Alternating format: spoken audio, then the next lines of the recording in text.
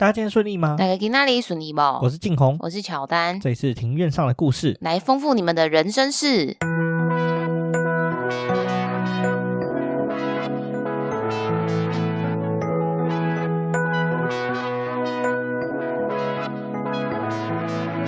我们透过历史、书籍、电影、风土，带你进入那些看似很远却其实离我们很近的事，在这里扩散你我的小宇宙，还有那些故事所延伸出的观点。本节目透过 First Story Studio 上传 Google 搜寻 First Story 了解更多。我们今天录音的时间是1月7号的下午2点。今天是聊聊我们最近有发生什么有趣的事情好了。我们昨天去看了这个贺龙夜夜秀，静红还很得意，因为静红就是选在大选前的1周，然后去参加这个贺龙夜夜秀的录影，确实效果是真的蛮不错的。没错，这个我选这一集是有它的道理在。当贺龙夜夜秀宣布，就是应该说夜夜秀复活之后呢，就是大家都可能就想要先去看什么第1集、第2集之类的。只有我那个时候呢，我第一个想法是说，一定要选大选前的集数，越接近越好。因为呢，通常那时候选情越热，然后请到的来宾通常都是越有爆点的来宾。而且加上就是说，因为我们是因为选前1周嘛，那其实有一些公开的辩论会啊，然后跟一些候选人可能会讲出一些政见，或者是说有一些好笑的话题啦。然后就是刚好就是在这一集节目在录影之前，那制作单位已经收集到相当多的一些资料，那所以说是非常有趣的，就相当多的素材啦。而且我们讲一下我们在现场的体验好了。其实第一次参加这种节目录影，其实真的蛮有趣的。我会选这一集还有另外原因，是因为通常因为你看换主持人嘛，之前是伯恩，现在换贺龙。贺龙之前我记得他在夜夜秀只有代班过1集，这是他正式主持的系列嘛，所以一开始相对来说一定会有一些磨合期。对啊，就是前面可能没有那么的熟练啊。对，掌握节奏的部分可能没有那么优秀，那但是其实看了这一集，就是昨天这一集录影，就觉得他其实是有渐入佳境，他现在台风是蛮稳的。对，而且现在整个流程很顺，他几乎整场没什么 NG， 很少啦，有的话也只有几次，然后重录1小段而已。对，大部分都是讲业配的时候出包。对，其实他讲内容的时候，他是非常的流畅的。对，讲内容很流畅，然后他聊天很自然，而且我发现，其实我觉得贺龙其实比伯恩做夜夜秀的感觉会更亲民一点点，可能是因为形象的关系吧。对，你不觉得贺龙在跟来宾聊天的时候，他会有一种很亲切的感觉，他比较接地气，对，他比较接地气，然后而且他听人家讲话，然后他会露出一个那种很无害的眼神，然后很无辜，对，很无辜、很无害的眼神。伯恩比较不一样，伯恩比较锐利的感觉，然后贺龙就有一种无害感，我不知道为什么有这种感觉。对，确实就是感觉就是跟贺龙聊天比较快速，可以卸下心防吧。对，我觉得比较像是这样子。没错。然后我们再讲这一期的话，其实真的我们运气很好了，我们遇到的来宾都很大咖。对啊，这好像还不能透露吧？对，好像还不能透露。但总而言之，我可以透露的事情就是，原本好像只有2组来宾，后来又再加了1组来宾。对，而且它的效果非常的，我觉得非常的好欸。对，其实我觉得我们那一集所有的来宾效果都非常的好。没错。对，算是我后来有稍微回看了一下，就是网络上留言，发现说，我们那一集的评价是非常高的。真的很有趣啊。其实我回去看就是贺龙夜秀第1集、第2集的留言，就是有说贺龙好像有一点尴尬啊、生疏之类的。对，所以其实我觉得我选这一集真的是正确的，而且这一集应该是最好玩、最有趣的一集。对啊，这算是我们的初体验吧。没错。讲到这个夜夜秀的话呢，其实我也觉得这是一个非常有趣的尝试啊，那也希望说大家多支持类似这样的节目。然后另外的话呢，就是也呼吁大家说，下个礼拜要去投，不对，这集上线的时候好像是已经过投票日了。那希望说，大家投票的结果能够如大家自己心里的所愿啦。即使就算真的没有如你自己心里所愿，也觉得说，这就是选举嘛，大家下次4年后再来。对啊，因为其实民主国家就是这样子，那就是下一次投票就再投给自己心目中理想候选人就好了。对，投票就是这样子嘛。我觉得说投票有一个很大的用意在于说，就是选择你心中理想的未来是什么样子，你必须要去贴近说，现在手上的选择之中哪一些是跟你接近你自己内心中理想的未来接近的所谓的政党或者是人物，那去做选择。因为我每次的投票都是为我们你想要的未来去做选择，所以我觉得这件事情很重要，请大家勇于发声。对，而且其实他有一句呱吉讲的，就是2300万人的民意啊跟动向是没有办法掌握的，所以就也不要管说你觉得谁会当选谁会落选，你就投你想要投的人就好了。没错没错，那我们差不多要进入今天的正题了。我们今天这一集呢，还是要再接续上一次在讲，我们去台东的成功渔港访问了船长的这一个故事。对，没错，就是访问我们骑渔船船长的这集的故事啊。我们来前情回顾一下，你还记得上一集我们聊了些什么吗？我们上一集就是有聊说，就是请老船长啊自我介绍啊，然后他的年纪，然后以及他是哪一艘船的船长，然后再来就有带到说他当初是怎么样的跑船，以及他从零到当船长的这一段经历。对，然后还有的话就是关于骑渔船是怎么运作的，然后以及骑渔船的现况，以及这个成功渔港这边一些小小传统我们有带到。那接下来这一集我们要继续接续下去了，这边我们要再补充一下上一集没有提到的部分啦，就是船长其实呢他在年轻的时候是标旗鱼起家的，那后来才转用流刺网去抓旗鱼这样子。那他其实船长有分享说，他当年标旗鱼的成绩啊，我们来听一下船长的这一段录音。阮先生较早标鱼嘛是标鱼啊起身的啊，伊10年拢渔会拢逐工渔民节，当年都1年2年这样，连续10年了。有一届一个月标几尾62尾，62尾。一个月，嘿，啊，逐工出去，无扣掉无风，阁无出去，扣掉风甲头阁无出，安尼我一个月30天，应该有法度阁标到60。100万哦，啊，渔会办5块都请阮。模范生。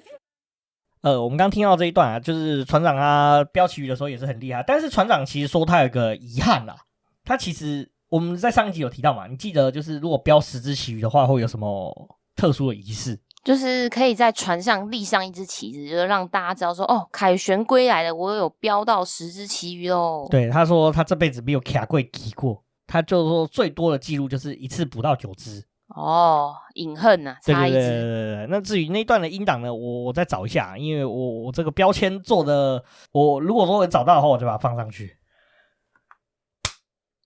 那除此之外呢，船长呢，他其实我们那时候聊天聊的时候，他做船长做那么多年，我们很好奇，因为一般我们像这种菜鸡上船的时候，都会遇到什么事情？风浪比较大，我们会怎么样？会晕船，然后呢？会想要吐。对，那我们就刚吃下去的东西又继续去喂鱼了。没错，有点恶。对，那船长说他有个很特殊的技能，就是他不会晕船。对，他说他好像就从以前到现在从来不知道晕船是什么感觉啊。他出去不是就行的啊？以前行对啊，行船啊。出事就是袂行船。是哦。奇怪。我这世人唔知影行船是安怎。阮生囝们嘛拢袂行船嘞。哦，遗传，遗传。我一个后生嘛，伊拢袂。我拢有时啊，迄船也会当去绿岛，我拢规只船啊驶转去，拢啊，阮太太嘛袂行船啊，伊拢也教我出海呢。我歹命。伊像这个风7，像这个风7，像这个风7、8级，伊嘛拢教我出海。哦，迄就我9级了，搁甲伊出。哇！伊嘛拢袂出来，啊，阮的囝嘛拢袂行船。阮咧较早有用个大陆船讲个破大，我旁饭咧食，问我头家娘啊。你袂行哦，我食饭哦，我无吃你死啊！哇，够厉害耶！大家有听到吧？就是船长跟太太，然后还有他们的小孩也都不会晕船诶，很神奇。对，那这是关于船长他不会晕船，所以我觉得他天生神力啦，难怪他那么喜欢海啦。上一集里面我还有一个东西也没有补充到，就是他那个时候做船长就是因为喜欢海，但其实船长是有退休的，但他后来又跑回去跑船。我们来听一下他这怎么评论这一段的专访失误。就爱海，我就是到爱海，唔知安怎哦。从做囡仔，若讲迄阵阮姐夫因，阮一个大姐夫有船啊，伊若讲明仔载要互我出来，我迄年拢困袂着。就欢喜耶，欢喜哇！等你讲，所以去台北看袂着啊，敬雄。哎，等你讲明仔载爱出海。3工，咱来等啊。我就囝讲，爸爸你无我快乐，我载你来家人看，是来北美看，你看甲前阵子阮囝甲安尼哦，是去一间咖啡店互我。对啊。教我老花，教我安尼做了嘛偌好。结果我都袂强，是无人去，我都卖扑的。伊讲大爱看海，伊讲大一直想要倒来食。啊，就是讲，我就回去拍者，到尾吼，我拢连家，拢要回头。我一个人听来来，听来我叫我袂，哦，其实船长真的是相当的有趣的一个老人家，因为其实中间有一段时间就是退休嘛，因为其实大家也知道讨海的生活是比较难以预测，那风险比较高。女儿这边呢，其实也真的是希望爸爸可以就是好好的享受退休生活，然后就弄一个咖啡让他经营。船长其实很有趣，就是说只要是闲下来没有客人的时候呢，他一心只想着要去看海，所以呢就骑着摩托车不就去看海了。没错，他受不了跑去讨海，留下傻眼的船长太太。没错没错。然后船长太太还一直扣音，他说：“那个有客人来了，你赶快回来煮咖啡啊！”这边还有一段啊，就是后面关于这一段还有一个延伸的讨论。一年了，我就甲讲恁等来报我，要过来讨海，我无讨海，我还会破病。哦，哎，哦。对啊，阮其实熟悉是咧台北熟悉，因为阮公司楼骹就是呢，啊，伫家己遐开，阮公司下骹，啊，阮透早一杯，中昼嘛一杯，就熟悉啊，对啊，对啊，啉甲熟悉啊。这边有提到，就是说，我们其实跟老板娘认识的过程啊，那其实刚刚提到这个咖啡厅呢，就是老板娘跟老板还在台北开咖啡厅的时候呢，就是他们担心爸爸的身体，就不希望他继续讨海，所以在成功开了一间咖啡厅啊。简单来说，就是他们台北的咖啡厅的分店。对，但是船长呢，他一直觉得说啊，拜托让我赶快回去讨海吧，不讨海我会生病。对对对，然后有点像装病的态度，然后所以老板跟老板娘后来就是除了那个因为房租的关系，所以台北的咖啡厅收起来，然后他们就决定回台东嘛。其实还有一部分其实是为了爸爸，但是后来发现爸爸只是因为没有讨海有点忧郁而已，就后来回去討海之后就生龙活虎。对，就是一接触到海就都恢复了。在上一集有一个地方就是没有补充到部分是，因为我们有提到嘛，就是怎么样成为船长，通常人家会请你当船长，就是你发现你有资质嘛。那我们在上一集的时候有没有提到说，船长这个船长大人先生他怎么发现，在他当船员的时候，他怎么发现说他自己是有这个当船长的资质？我们来听一下下面这段音档。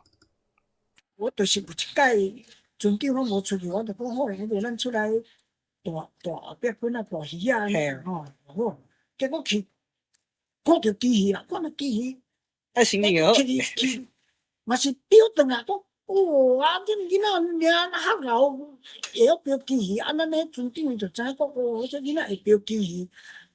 定我若无出去，因若船长无出去，我出去拢会钓机鱼，转来慢慢人就会针对讲。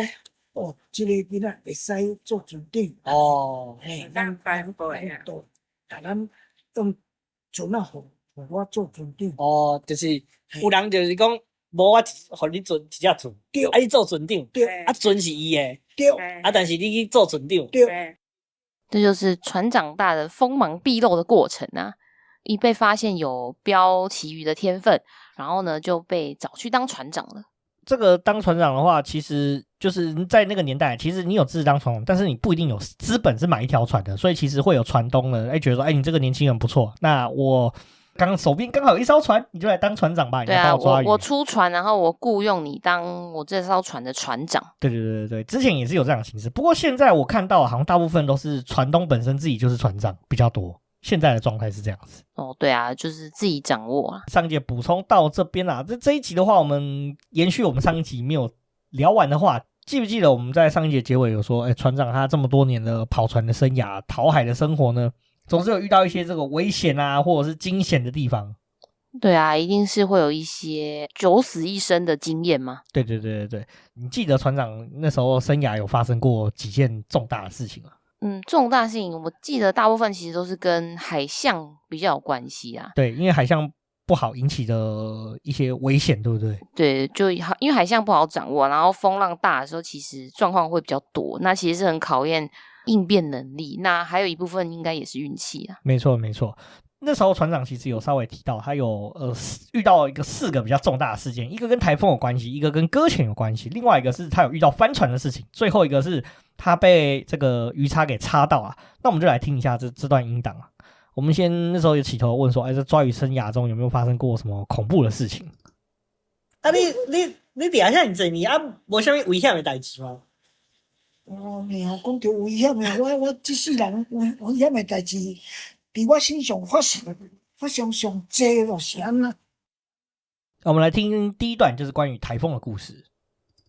我这拢上危险的，我曾经一只无介大只啊，风到头的，拄要风台啊，我伫水面遐哦，发现落来水面遐船啊，迄阵去啊，结果我的主机吼，突然不小叫断去，哇死啊！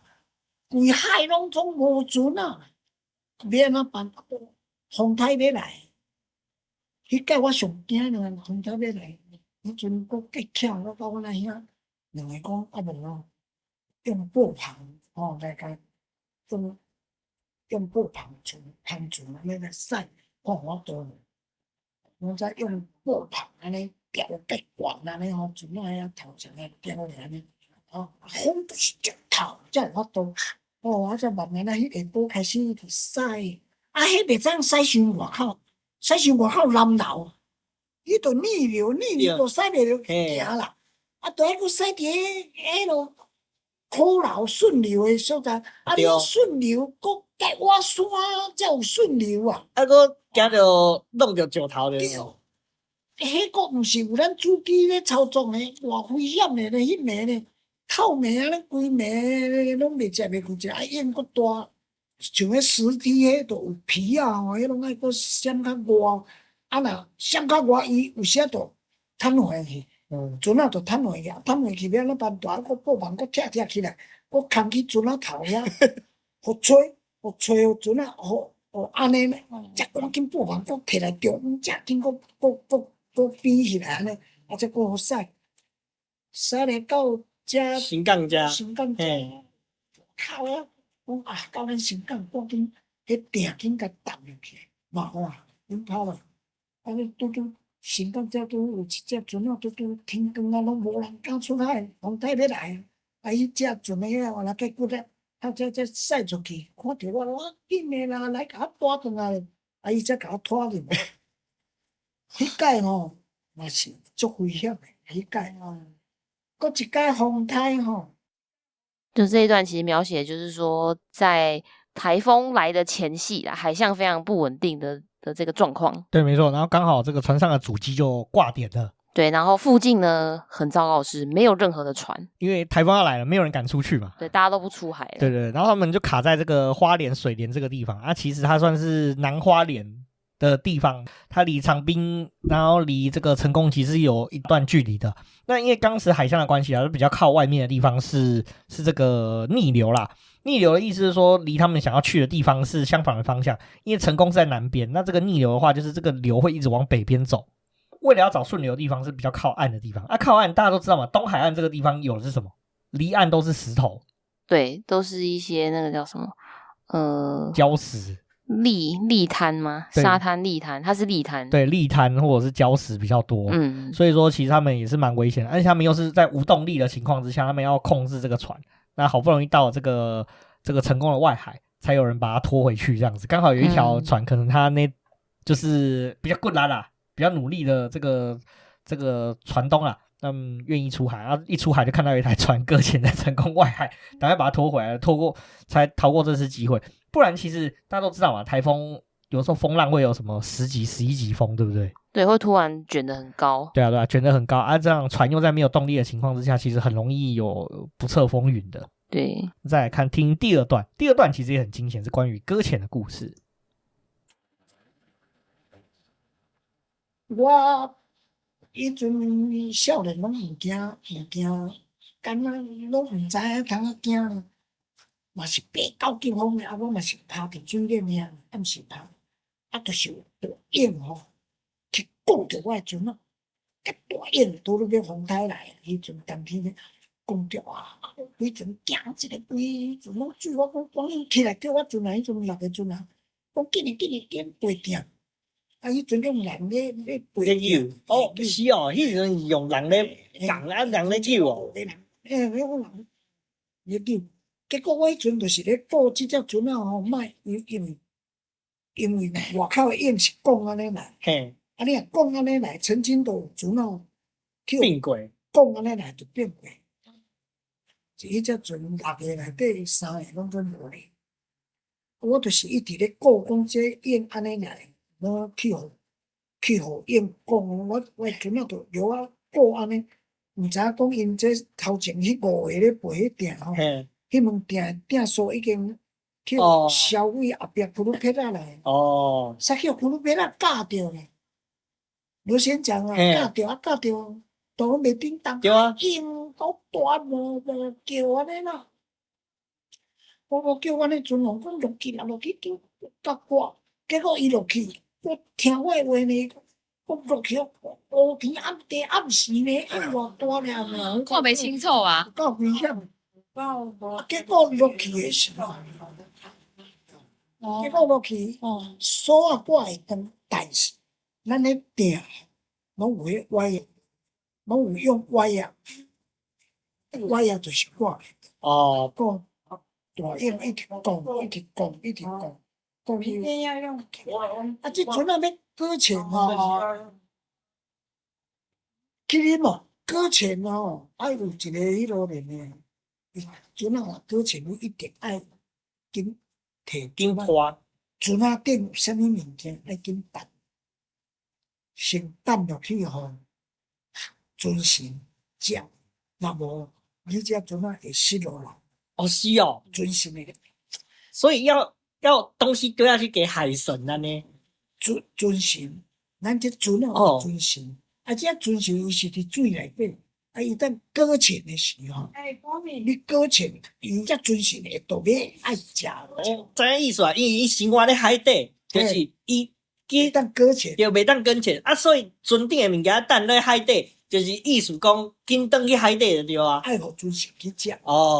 安尼才袂去失落啦。我迄阵搁浅的时候，我当时因为我换拄啊，我就紧担。这种阮老一辈子，我也答应甲教。迄阵我嘛较少年30外岁，结果搁浅落去哦，迄只船啊有只安尼大雁啊，拱去哦。尔我甲看哦，我船啊若安尼磕过来，我就去互磕倒遐死去。我后壁，阮船嘛6个人咧，后壁因4、5个。迄阵安尼撞着迄个山咧吼，撞着石头尔，5、6个拢喷出去呢。啊，是我一直咧顾迄个大啊吼，我阵顶我想顾迄个大吼，莫互放我倒。结果冰岛转来会迄落无呢？结果搁浅啊！我落落来时，我看结果拢无水啊，拢沙啊，拢沙我。迄届无心肝，天光因遐规阵人去讲哇，即落雁安尼，你即只船安尼拍起来，连失落一个人拢无安尼，你想到好有呢？我讲这毋是介好，有这爱会晓，这技术啦，经验啦。爱这理解嘛，有够危险的安尼嘛吼。那这一段的开头其实就提到说，那次遇到风浪很大，然后加上说旁边有船啊，船锚下锚之后呢，他们螺旋桨讲到人就是跟人家下锚的那个链条卡住了，所以他们螺旋桨也挂了。他们在敲螺旋桨起来之后呢，因为也没有注意到，结果就搁浅。对啊，然后搁浅的时候就是船长也有听就是爸爸之前的指示啊，就是说遇到这种情况，其实有一部分是也要算是尊重海神吧，对，所以就把一些东西就是丢到海里面，有点像是献祭的概念。对，他的意思是说传神啊，他那个叫传神，他们认为说搁浅的时候你不把东西丢下去，传神会搁浅，因为他不知道说他已经跑到岸上来了，所以等他丢下去，他们算是这有点像是民间习俗的一部分啊，我觉得也蛮有趣。这我是长这么大第一次听到说搁浅的时候啊，要把船上的东西尽量丢下去，这样子那个传神才不会搁浅。至少那时候我听的时候，我感觉意思比较像是这样子啊。如果说像对，比较接近。近。那如果下方有那个乡民是比较熟悉这段传统的话，也欢迎你们这边再补充说明。说起来的话呢，这段经历也是蛮特别的。那船长这边也是有点告诉大家说，他的这个开船技术相当的精良，这样。哦，对，因为我想起来，就是他刚刚那个音档录音的那一段里面有提到，就是说，其实他成功上岸之后啊，很多人都跟他说，你运气很好就是还可以平安归来什么什么的。然后船长就说，没有，这不是运气好，这要有技术，要会看。在我们这一段的话，是这个船长他有一次年轻的时候跟人家出海，然后到兰屿遇到帆船的事情。这段其实也算是冥冥之中注定啦。我觉得这段故事也真的是很精彩，这样。我一届去兰屿，阮2只，迄阵5、6只去兰屿，迄阵拢用收音机咧收啊。伫兰屿个小兰屿我从台北来，迄尾鱼特别食啦，哇！一尾拢等咧，都搁食去，结果风一直透，到迄阵要暗啊，逐只个船啊，才讲走，从台北来啊。结果迄暗安尼晒出来，为迄兰屿啊晒出来呢。风雨交加啦，毋知往对去安尼啦。我迄阵是阮姐夫，阮一个二姐夫咧做船长，我迄阵还搁做少年仔，迄阵还搁咧做伊个船员。阮咧姐夫讲叫我头前遐咧饲活鱼个遐好佳在阮咧活鱼岛遐吼，有放水，船啊较袂晓，咧饲迄肉鱼活鱼，放一岛水伫遐。阮姐夫拢甲后壁遐个岛拢共砍伫遐呢，叫阮拢袂使起来呢。因拢挂迄落水井啊，挂水镜安尼咧晒呢。结果晒一暝啊啦，毋知晒去对去啊，影毋知偌大啦。隔天才听人咧讲，阮一直讲啊，才听人讲，当时阮迄个出来吼，咱伊出来都有一只都变过啊。伊偌好运诶，伊变过诶时吼，伊捌底里诶头吼，甲迄个电线吼，无落起来，水来使电火咧光啦。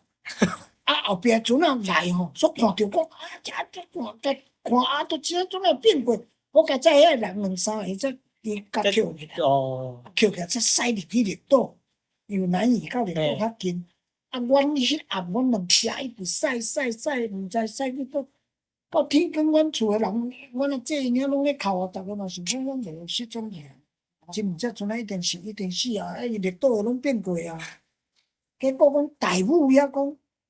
有人看到讲有一只船仔伫遐咧晒安尼啦，大母走到遮尔结果远去，伊难以晒，要晒转来，无才调晒入西港啊，晒入大母遐去，伊影，伊就吹，伊该转来厝吼，伊该转来厝，这就是个机心。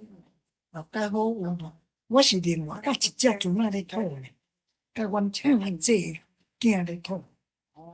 阮即个姐夫讲我当天就要甲伊讨。所以讲，伊去抓船，叫我过来甲伊讨。结果阮即个姐夫，阮即个阿姐因囝一个，因是去北平，结果因迄天吼，敢若一个晚死个，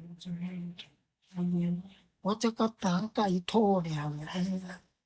我讲我若是伫迄只船仔吼，我嘛是一定死个。伊伫乌斯比啊，变变红场。我甲即只去兰屿，我嘛是说死，好佳在我哎呀，我变啊！我真知解释，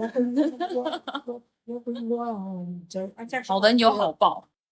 那这段的话呢，就是这个船长这边有说嘛，就是他那个时候在这个兰屿绿岛那时候遇到这个帆船的事情啊。那其实他那是一整群好几个船跟他们亲戚出海，原本他要跟到的是往北边走的船还好他没有上去最后他是跟着南边的船虽然南边的船在绿岛有一条船翻过去了，那后续还有2条船没有翻但是他们一路开呢也开不回原来的这个新港他们讲的新港就是现在的台湾成功啦。那至于为什么它叫新港的话，我们后面故事会提到，但是自古住在这个成功镇的人，他们还是习惯称成功叫新港。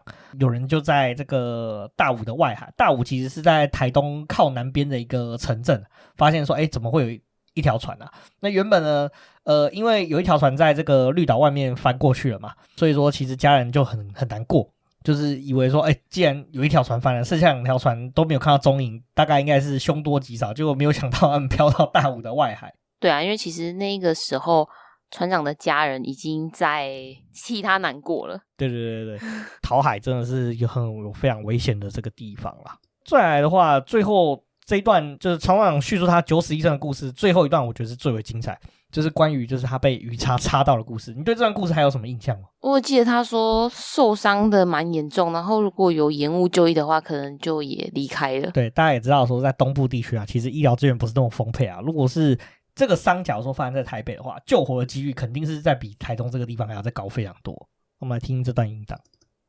标哥插地，标我插着迄时咧，哈，标我嘛插着。我讲我就是标伤一个机器啊，机器咧偷命。哦，生气啊！嘿，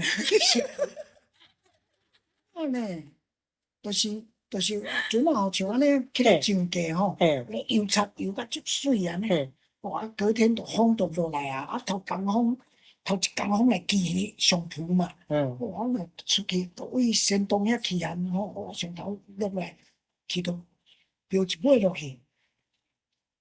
起来，我迄个船员吼，应该伊支三脚犁啊，标鱼啊了，拢会歪嘛。啊，伊应该甲我放伫头前上，我的头前，遐我爱运啊。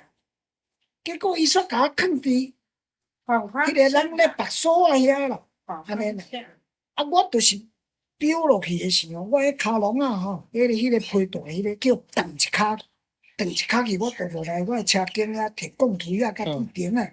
佫摕批带，我紧佫轻佫定，啊定好，就是我落去车顶吼，有卡咪有去倒着油啦。啊，我伫遐行落安尼吼，嘛迷迷糊糊，就是讲拢无啥物迄落，安尼赶紧向行落，都叫我骨去啦，骨去佫啊表就插落去。我迄阵穿7件的衫呢，7件迄阵冬天较寒。我迄雨衫吼，雨安尼穿着拄穿7件，拢烫过，我插去长啊嘛。结果我平常我都有咧想，都有咧做工。我平常就咧想讲，咱即个人若有时啊吼遇到什么海难啥吼，应该爱安怎。我当初我都有想，刚刚他们坐在那边，我都有想着讲吼，我若是发生代志，我迄阵还佫清醒。我插着的时，我就甲我的船员讲，我迄阵佫有5个船员，我甲讲，你毋好甲驶转去新港，我就死啊！我讲你啊，使去花莲，无伫八仙洞遐那我都叫来了。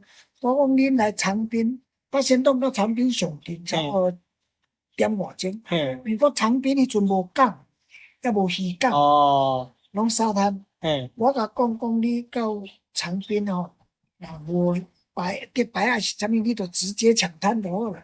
船啊甲掠去，爱救我命，我都有甲因安尼讲，结果我就昏去，我都毋知人去啊，我就知影腹肚，我挂一空，咕噜安尼，迄个飞起来，船啊来摇了，咕噜安尼。哦，你有感觉伊咧海吗？腹袋内底有物件就对啊，水咧落。水伫遐咧落来落去安尼，迄阵就是拢飞飞哦，飞咧北内安尼，我是昏去，有时佫醒起来，有时仔醒起来，小可清醒，知影讲会咧落啊。结果我咧船啊驶来到长滨吼，伊拄有一只竹排啊伫遐咧钓鱼啊，这竹排有够好发财。哎，就甲伊竹排讲紧诶，你阮遮一个人救命伤安尼嘿，紧去甲我载起来，啊，迄竹排嘛较好，行就甲我连位迄竹排啊落，啊，迄阵我拢昏去啦，我拢毋知啦，把连位竹排，啊，这竹排赶紧驶去迄沙滩遐，啊，迄阵拢有平波嘛，平波落来讲看到底是安怎，迄只船安尼啊，就是人受伤。啊！这赶紧叫救护车甲载，载转来咱成功这卫生所遐顶机会啊，佫打电梯啊，才佫赶紧送落去到台东。阮只想甲巧伊迄阵当初吼，伊若送去省立医院吼，就死。伊讲我无，我要直接来去迄个私人的。迄阵台东有一间无外科介口，迄阵都美国转来，迄个会晓共破脑，破头壳，伊的技术介好。阮某就讲，伊要送去遐，结果才送入去啊。我紧伊个私人的，我紧就送去开刀，讲用个汤盘哦，缀咧等啊，拢清出来。哦，插着，嘿，哦，啊，阵我毋知阮咧阵员有入去看，阮即个嘛毋敢看。伊讲迄医生讲恁入来有人敢看入来，讲，你若不这这长哦，哦，太，哎哟，这疼诶，应该就疼哦。伊个肠仔拢准清出来入来口啊。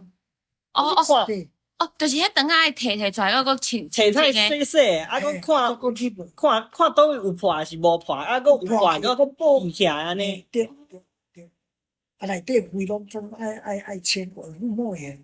哦，啊，伊家一个伫遐住因嘛住久啊，我才去活起来。才一岁嘛好死，所以讲我吼咧讨海吼，讨海本来就是足艰苦、足危险诶代志。风险真正就大，这三界拢足恐怖诶呢。对啊，三界拢足危险诶。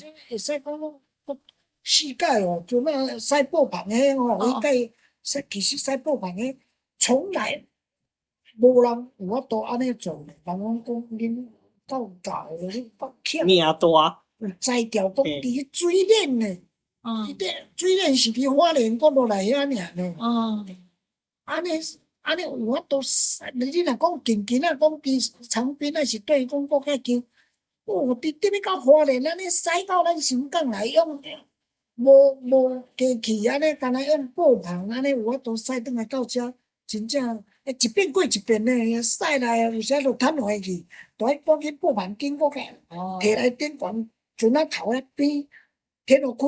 互风吹，甲船仔安尼来，才去收起来，经过摕来遮互伊安尼呢。迄真正歹控制呢。哇，偌歹控制咧，因为你船仔，你袂使驶伤外度咧，逆流搁驶袂行，驶外兜就搁惊去弄着山，甲遐若停咧，袂好势，布棚袂好势时，就搁拍上山去，会搁前去，安尼啦，就是。这拢往吼，足济讨海吼，实在是介危险的代志。那么这一段比较长，对不对？对，因为船长把他就是受伤，然后之后手术的过程巨细靡遗的讲出来。没错，因为他这段故事在讲说，这奇遇还是用标的时候啦，他们那个船员没有把那个标的那个头放好啦，那导致船长他被这个标头给插到，那我就受伤啊。不过这个时候情况很危险，因为他们在外海嘛，在比较靠近花莲，就是离成功很远的地方。那如果船要开回去成功就很危险，所以那时候他们就决定在这个长滨这个地方赶快上岸，然后想办法救船长这样子。船长那个时候呢，那时候长滨其实也没有渔港啦，所以说变成说，如果说刚好有就是有人开竹筏出海钓鱼的话，那就是请这个竹筏人帮忙把船长接回岸上去啊。如果不行的话，就是船也不要，就抢滩啦。那最后呢，船长就是好不容易就是到了这个长滨，然后接送到成功，先做紧急的处理，那再从成功一路再送到这个台东的市区啊。不过台东大家也知道嘛，那时候比较早的年代医院也没那么多，只有省立医院。那省立医院的医生相对来说会派到，大家其实现在也理解嘛，就是医疗资源在台湾其实分配也不是很均匀啊，现在也都有这个情况，这更早年更不用说了，对不对？就是会更明显啊。对，所以说那个时候船长就没有选择去公立的医院，反而是选了一间就是当地一间叫无外科的医院，那帮忙处理他的伤口这样子。最后船长花了大概1个半月的时间，就是住在医院，然后才慢慢康复啊。那时候船长有个看他身上的疤，对，还是蛮长的，大概应该有个7-8公分有哦。对，这是讨海的痕迹。没错，讨海的痕迹啊，所以这段故事也是非常的有趣也精彩啦。最后的话，我们有询问说船长说，他讨海讨那么多年了，有没有身边的一些朋友就是讨到后来就是不幸的离开的这样？讨债这样侪年，啊，敢有朋友安尼就是去啊。介济哦，我毋是甲你讲，我曾经甲即只咧讨。嘿对。几个朋友吼，几个朋友，我拢甲伊遐生活偌久了，我拢讨过来袂入啊。结果转来听，昨下顶几工我才甲伊同时伫遐咧，共迄只船仔咧食饭安尼尔，我即个去哪里啊？伊去北部安尼位头。其实真的讲起来蛮哀伤的，对不对？就是前一天还跟你帕拉两个朋友，然后隔一天人就不见了。对啊，就是世事无常啊。对啊，这个其实就知道，我们就会得到说，现在这个海洋这个渔船产业其实相当的辛苦，那风险也是相当的高啦。这也是为什么其实现在年轻人越来越不愿意从事这个行业的原因之一啦。那我们这一集的话呢，大部分船长就是讲到他以前过去的这个危险经验，就是讲非常非常多的内容啊，所以其实我们这一集差不多就讲到这个地方。对，因为这一集比较精彩的地方就是说，因为船长他当船长的生涯几十年，那就是他所遇到的一些比较惊险的过程。那其实这些惊险过程呢，到现在船长他年纪这么大，他也可以这么清楚的描绘出来，表示说这一段故事经历对他来说是非常的印象深刻的。没错没错。下一集的话，我们要进入到这个船长的人生的一部分，就是其实那时候船长他有跟我们提到说，他最早不是住在成功这个地方，他们是从绿岛移民过来的。那我们就来跟他聊聊说，他这个从绿岛移民过来的故事。